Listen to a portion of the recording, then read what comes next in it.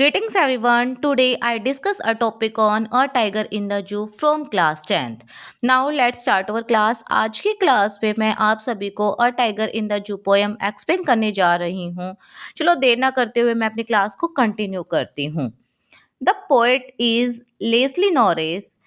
The poem is about a tiger that is very beautiful and is walking in his little cage.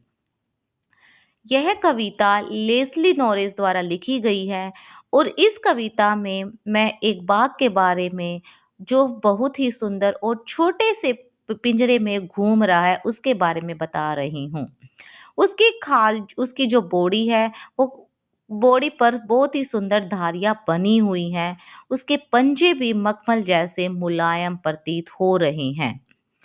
But he is not happy and is quite angry in the cage. लेकिन वह खुश नहीं है और पिंजरे में काफी गुस्से में है।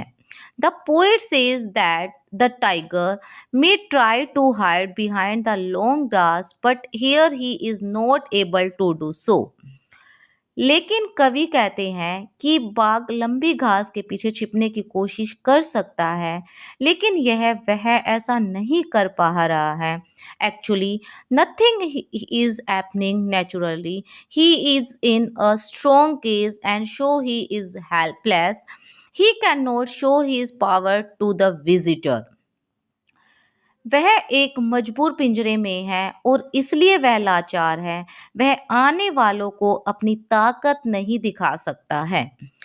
Poet is describing the tiger as being powerless and a cognized his life has totally changed his personality.